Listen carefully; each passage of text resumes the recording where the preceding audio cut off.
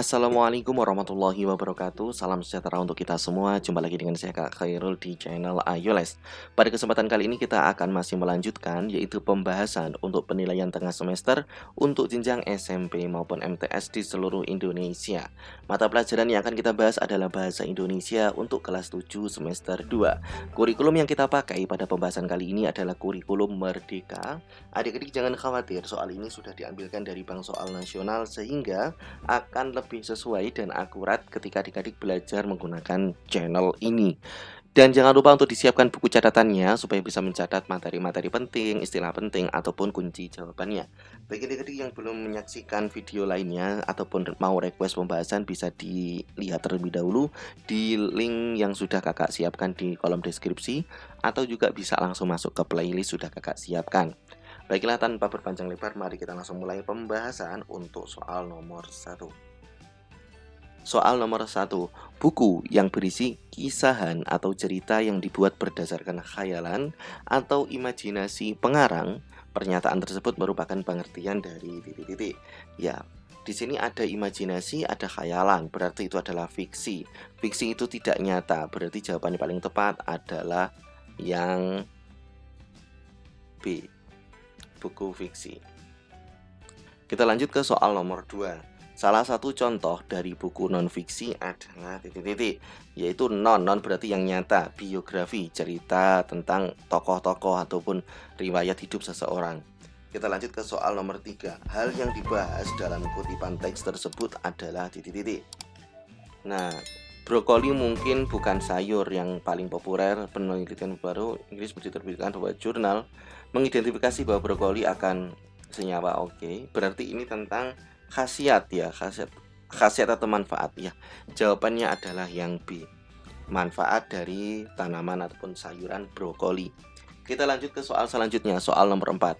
Informasi yang sesuai dengan paragraf kedua adalah titik-titik. A. Brokoli disebut dengan superfood. B. Brokoli syarat akan senyawa sulforafan. Ya, jawabannya yang B.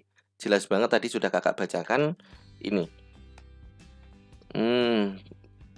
Syarat akan senyawa sulforafan ya. Kita lanjut ke soal nomor 5. Perhatikan daftar buku berikut ini. Oke. Kelompok buku yang dikategorikan kepada non-fiksi adalah titik-titik. Yang bukan fiksi yaitu adalah biografi, pidato, dan buku pelajaran. C jawabannya. Soal nomor 6. Buku non-fiksi dibuat berdasarkan titik-titik fakta. Jawabannya yang D, realita atau hal-hal yang benar terjadi dalam kehidupan kita sehari-hari.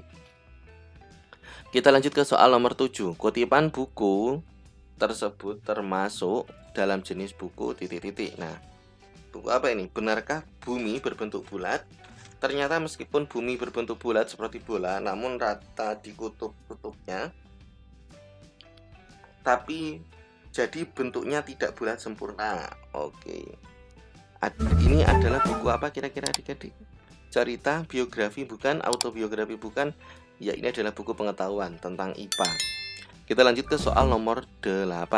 Garis besar informasi yang tersurat pada paragraf kedua adalah titik-titik. Nah, yang berada pada paragraf kedua. Dahulu masyarakat di berbagai penjuru dunia memiliki pandangan dan perkiraan sendiri tentang bumi. Misalnya orang Yunani kuno berkeyakinan bahwa dewa-dewa akan alam berdiam di bumi, yaitu di Gunung Olympus. Oke. Pandangan dan perkiraan tentang bumi. Jawabannya yang B.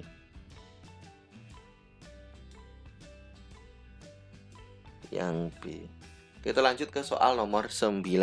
Informasi yang sesuai berdasarkan teks tersebut adalah titik-titik, yaitu yang D. Bumi memiliki jari-jari kutub yang lebih pendek dari jari-jari khatulistiwa.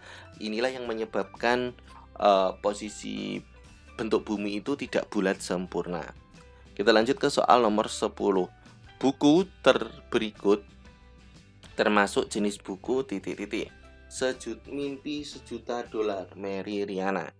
Nah, ini merupakan buku motivasi ya. Jawabannya adalah yang B.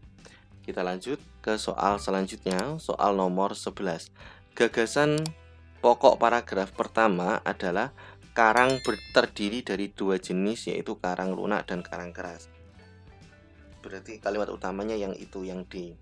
Biasanya memang paling sering itu berada di awal kalimat adik-adik, atau kalimat pertama, atau kalimat pertama dari suatu paragraf. Soal nomor 12, informasi yang sesuai dengan kutipan buku tersebut adalah titik-titik. Karang lunak adalah jenis karang yang jaringannya menutupi kerangka. Ya, jawabannya yang A.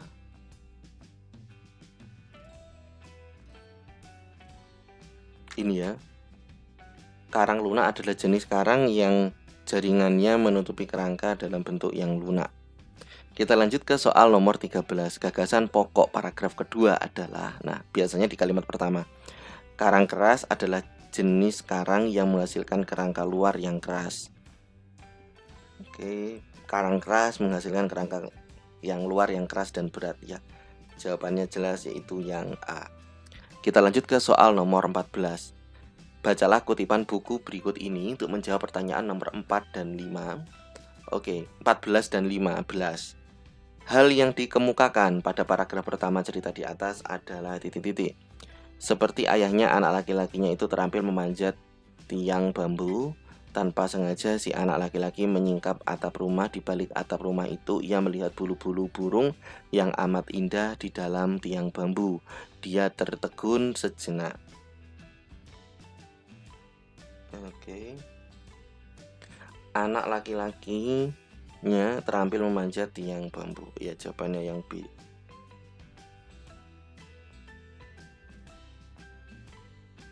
Kita lanjut ke soal nomor 15. Rangkuman yang sesuai dalam kutipan cerita di atas adalah titik-titik. Yaitu anak laki-lakinya memanjat atap rumah tanpa sengaja menemukan bulu-bulu burung dan menunjukkan kepada ibunya. Ya, jawabannya yang C. Kita lanjut ke soal selanjutnya, soal nomor 6 sampai 7. Wow, panjang ya. Hal yang dikemukakan pada paragraf pertama cerita tersebut adalah titik-titik. Nah, gini aja adik-adik, karena ini soalnya panjang, soal bahasa Indonesia, banyak soal ceritanya, nanti akan kakak berikan PDF-nya di link deskripsi. Silakan di-download, kunci jawabannya sudah kakak berikan di video. Soal nomor 16 ini kunci jawabannya adalah yang C. Soal nomor 17 kunci jawabannya adalah yang A. Kemudian soal nomor 18. Soal nomor 18 ini kunci jawabannya adalah yang B. 19 ini kunci jawabannya yang A. 20 kunci jawabannya yang D. Baiklah adik-adik, terima kasih telah menyimak video ini sampai akhir. Kakak doakan semoga ujiannya besok diberikan kelancaran, kemudahan, dan dapat nilai yang maksimal. Amin. Sekian dari kakak, ada kurang lebihnya kakak mohon maaf yang sebesar-besarnya. Kakak akhiri akhir kalam. Assalamualaikum warahmatullahi wabarakatuh.